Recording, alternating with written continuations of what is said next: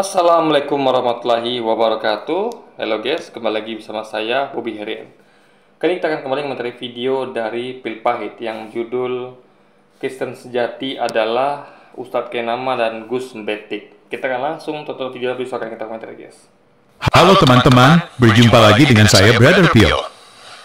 Kali ini kita akan menanggapi klaim dari saudara muslim yang katanya lebih Kristen dari Kristen. Karena mereka katakan telah melakukan apa yang Yesus perintahkan dibandingkan orang Kristen.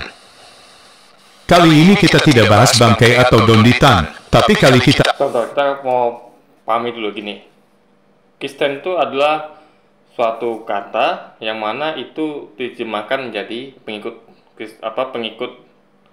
Kristus. Kristus ini maksudlah Yesus. Nah, ada Kristen yang dimaksud sebagai agama Kristen ya, yang mana kita tentu atau yang dimaksud Pipait dengan Gus Betik dengan dengan Ustadz Kenama tentulah bukan seorang yang beragama Kristen, tapi Kristen dalam arti lain, yaitu bukan arti lain ya, dalam arti sebenarnya, tapi bukan dalam bentuk agama, tapi dalam bentuk sebagai memang pengikut Yesus. Apa ciri-cirinya? Yaitu dia mengikuti apa yang Yesus katakan. Jadi Anda mau memakai istilah saja atau Anda betul-betul mendalami istilah itu, ya kan? Misal gini, kita tahu misalnya pengikut pengikut apa istilah itu? Saya lupa ya. Ada seorang YouTuber misalnya. Lalu misalnya kayak saya lah, ada pengikut saya misalnya, pengikut Bobby misalnya gitu kan. Nah, ada yang berupa nama atau betul-betul ikuti saya gitu. Kalau Anda cuma label, ada ngaku sebagai pengikut saya, tapi apa yang lakukan itu jauh dari saya contohkan, berarti Anda hanya memakai label saya. Sama kayak mereka memakai label agama Kristen, tapi sesungguhnya mereka itu tidak mengikuti Yesus. Tapi yang kalau mereka mengikuti Yesus, mereka bukan hanya memakai labelnya, tapi juga mengikuti orangnya. Jadi ada tinggal pilih sekarang ya, mengikuti orangnya atau hanya sekedar label. Itu semua kita guys. Kita akan bahas pernyataan Gus Betik. Sebelum kita tanggapi, kita saksikan videonya berikut.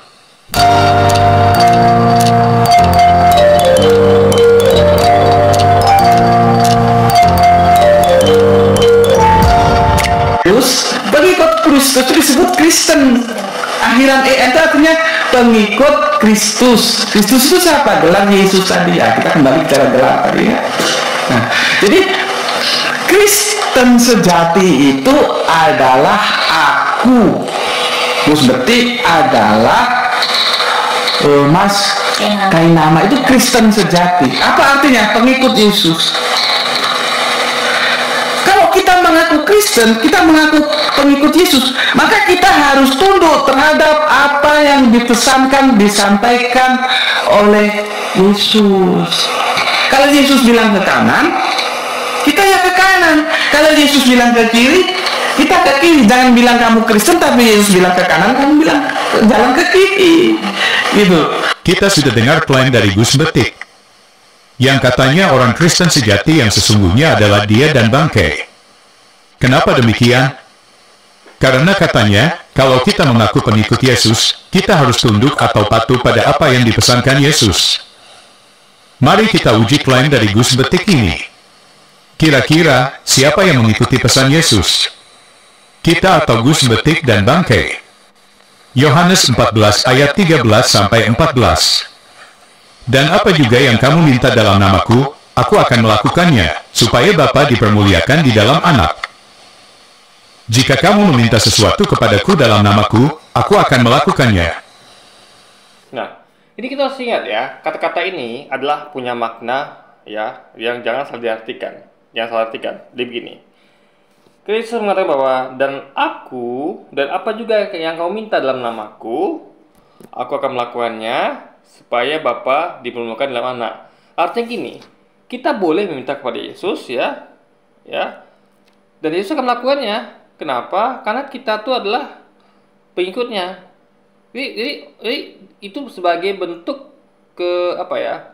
pelindungan, sebagai bentuk kasihnya kepada kita sebagai pengikut gitu kan. Nah, jadi ketika dia melakukan apa yang kita minta ya, jadi kita kan pasti kita merasa happy, bahagia. Oh, kita minta pada Yesus misalnya, tolong ajari aku, tolong misalnya berkati aku, gitu-gitu kan. Nah, dia melakukannya, tapi mintanya enggak.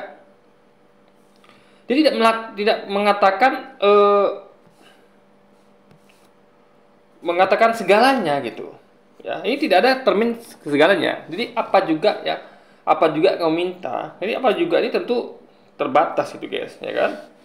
Nah, meminta dalam artian sesuai dengan kapasitas Yesus. Karena ingat ya, dia mengatakan begini bahwa sesungguhnya aku tidak dapat berbuat apa dari diriku sendiri, melainkan intinya dia tidak dapat melakukan apa-apa dari dia sendiri, melainkan atas bantuan Bapaknya. Artinya Yesus punya keterbatasan. Ya, dia harus sambungkan ayat yang saya sampaikan tadi itu dengan ayat ini, gitu. Artinya Yesus itu punya keterbatasan, dia tidak bisa melakukan segalanya. Karena dia tidak melakukan apa-apa dari dia sendiri. Nah, tentu ada hal tertentu yang dia tuh minta bantuan Bapaknya, gitu kan? Makanya dia tuh nggak aneh ketika dia tuh berdoa di Taman Getsemani meminta bantuan Bapaknya gitu. Dia mengatakan bahwa biarlah semua ini berlalu, tapi tidak sesuai dengan kehendakku, tapi kehendakmu. Karena memang kehendak Bapa yang berlaku. Yesus tuh hanya nebeng guys, istilah gitu kan. Jadi jika aku minta sesuatu kepadaku dalam namaku, aku melakukannya. Ini adalah bentuk Yesus memuliakan kita sebagai pengikut gitu loh. Ya, dalam bentuk Yesus memuliakan pengikutnya, bahwa dia akan mengabulkan apa yang pengikutnya minta, tapi dalam kapasitas dia. Karena dia tidak dapat membuat apa-apa dari dia sendiri. Dia butuh bantuan Tuhannya. Jadi nabi itu begitu. Kita meminta kepada nabi, kepada Musa kita boleh minta, kepada Muhammad kita boleh minta, tapi dalam kapasitas mereka saja. Itu harus pahami ya. Jadi ayat ini nggak bisa dibaca tunggal, harus sambung ayat lain gitu, kan? Jadi kalau Anda tidak menyambung satu ayat dengan ayat lain, ya itu Anda bisa tersesat. Ya, Anda tidak mengerti bahwa konteks ayat itu harus disambungkan. Itulah namanya pengkaitan itu, ya. Jadi kita tahu bagaimana sebenarnya Yesus itu posisinya, kemampuannya kita harus mengerti. Ya. Misal gini, contoh. Saya katakan bahwa kamu minta apa saja dariku, aku akan melakukannya.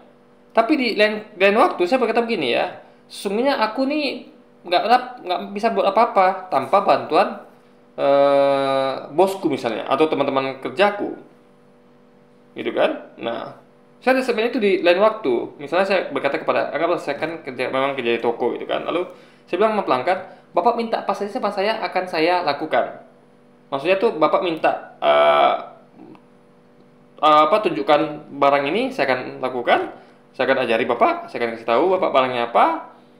Kalau Bapak minta saya untuk mengambilkan barang ini untuk Bapak mau beli, saya akan ambilkan, gitu kan? Tapi di tempat lain, kesempatan lain saya mengatakan bahwa saya tidak dapat apa-apa dari diri saya sendiri. Ya, dalam artian saya tentu butuh teman-teman kerja saya. Misalnya saya menghandle beberapa pelanggan, bukan 1, 2, tapi 3, 4, 5 atau lebih dari 2 atau lebih dari 1. Itu saya butuh bantuan orang lain. Saya akan dapat apa-apa dari diri saya sendiri. Nah, jadi Anda harus menghubungkan dua kalimat saya ini, dua segmen saya ini. Saya ngerti bahwa ternyata dia nih ketika dia bilang bahwa minta padaku apa saja, itu berarti dia punya keterbatasan di situ, gitu guys. Sama seperti Yesus juga begitu. Jadi Anda tuh harus mengaitkannya sehingga Anda tuh tidak salah pada saya gitu loh. Ternyata dia kemarin kan ngomong gitu. Dia katanya kalau ada apa-apa minta saja sama saya. Tapi kan saya di lain waktu juga ngomong bahwa saya tidak apa-apa dari diri saya sendiri gitu loh. Jadi Anda sambungkan dua kalimat itu, jangan beli sendiri. Sehingga Anda tidak akan bisa miskomunikasi kepada saya pun kepada Yesus guys. Itu logika berikutnya. Apakah Gus Betik dan Bangkai berdoa kepada Yesus? Tentu saja tidak. Mari kita berdoa kepada ini bukan meminta, itu bukan berdoa ya. Nggak semua meminta itu berdoa ya. Apakah saya meminta kepada Anda misalnya untuk bantuan adalah saya berdoa pada Anda? Tidak. Meminta bukan berarti berdoa. Kecuali disebutkan sebagai berdoa, oke. Di Filipain nggak bisa membedakan antara meminta dengan berdoa, guys ya. Makanya tadi Yesus katakan bahwa itu juga demi kemuliaan Bapakku, nama Bapakku. Karena apa? Karena Yesus tidak dapat berbuat apa dari dia sendiri. Jadi berdoanya kepada Bapaknya, Yesus hanya tempat meminta, gitu loh guys. Yesus juga nanti akan berdoa kepada Bapaknya, guys. Seperti dia dilakukan di Taman Getsemani contohnya gitu kan. Pindah ke perintah Yesus berikutnya. Matius 28 ayat 19 sampai 20.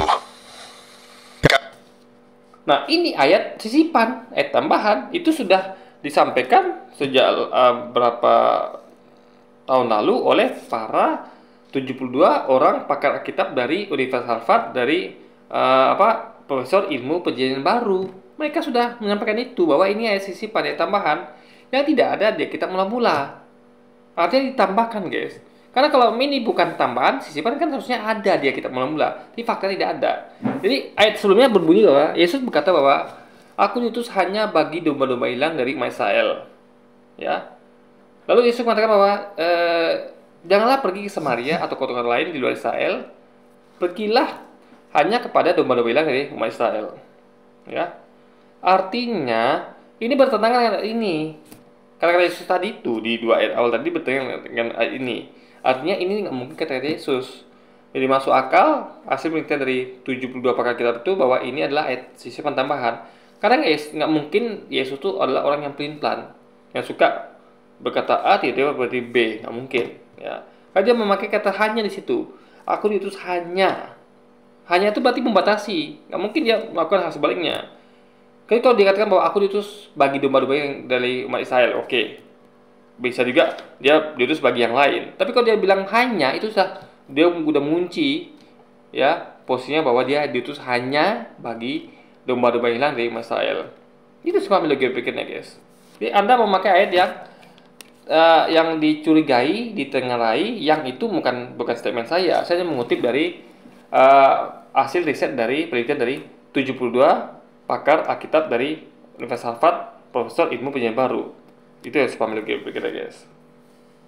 Karena itu pergilah, jadikanlah semua bangsa muridku dan baptislah mereka dalam nama Bapa dan Anak dan Roh Kudus, dan ajarlah mereka melakukan segala sesuatu yang telah kuperintahkan kepadamu. Dan ketahuilah, aku menyertai kamu senantiasa sampai kepada akhir zaman.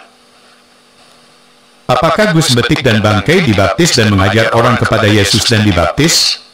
Tentu saja tidak. Kita pindah ke... Di situ tidak ada ngomong tam baptis ya, nggak ada. Jadi Anda jangan ngaco ya, sekali lagi. Di situ tidak ada kata-kata baptis gitu loh. Perintah Yesus berikut. Matius 5 ayat 44 sampai 45. Tetapi aku berkata kepadamu, kasihilah musuhmu dan berdoalah bagi mereka yang menganiaya kamu. Karena dengan demikianlah kamu menjadi anak-anak Bapamu yang di sorga, yang menerbitkan matahari bagi orang yang jahat dan orang yang baik, dan menurunkan hujan bagi orang yang benar dan orang yang tidak benar. Faktanya, Pilpahit dan para pelukis itu tidak melakukan ini. Mereka ya tidak melakukan ajaran kasih. Apa buktinya? Mereka selalu menghina, mengejek, mencemooh, ya, dan memfitnah para apologet Islam. Bukan apologet ya, para polemikus Islam dan juga para mualaf. Mereka udah mainnya sudah sudah masuk ke hal pribadi, membahas pribadinya, bergosip. Itu kan suatu hal yang dilarang, guys. Nggak boleh kita gosipin orang. Saya tidak peduli Pilpahit mau ngapain di sana, nggak peduli saya. Mau di pendeta bukan urusan saya, mau rumah tangga dari gimana pun urusan saya. Tapi dia ngurusin rumah tangga orang. Dia pernah bikin konten misalnya usaha matu nggak pulang berapa hari, isinya yang begini, itu kan udah masuk rumah tangga orang. Kenapa nggak gosipin orang gitu loh? Apakah itu ajaran kasih namanya? Itu harus dipahami logikanya, guys. Juga ada memfitnah macam-macam. Apa itu ajaran kasih? Kan tidak begitu logika pikirnya. Jadi fokuslah pada argumentasinya, jangan pada orangnya gitu loh. Karena kalau ada sudah masuk pada orangnya, itu udah masuk kepada gosip, guys. Itu dipahami logika dan harus dihindari kan. Apakah Gus Betik dan Bangkai menuruti perintah Yesus yang ini? Tentu saja tidak. Masih banyak perintah Yesus yang lain, yang mana Gus Betik dan Bangkai tidak menurutinya. Jadi sebenarnya siapa yang Kristen sekarang? Kita apa Gus Betik? Oke teman-teman, demikian reaksi kita terhadap pernyataan Gus Betik. Terima kasih untuk dukungan teman-teman. Tuhan Yesus memberkati.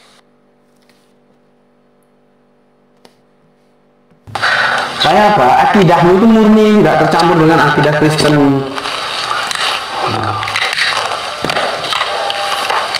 Pertama dimulai oleh bangsa Israel. Ada tulisan ini. Aduh salah. Ini kalau ada salah-salah mohon dimaklumi lah. Nanti dia udah pengulangan nih guys ya. Berarti sekitar setengah videonya tuh pengulangan lagi ya. Ini orang-orang PLP ini memang nggak kehabisan, memang dia tuh kehabisan bahan, sehingga nggak kekurangan argumentasi, sehingga dia harus membuat video yang seperti ini gitu loh, ya kan? Setengah waktunya habis untuk mengulang-ulang apa yang orang lain lakukan yang dianggap salah gitu guys, ya kan? Nah, itu harus dipahami. Oke, jadi mungkin sekian dulu aja video kita kali ini, dan sampai jumpa lagi di video-video selanjutnya. Wassalamualaikum warahmatullahi wabarakatuh guys.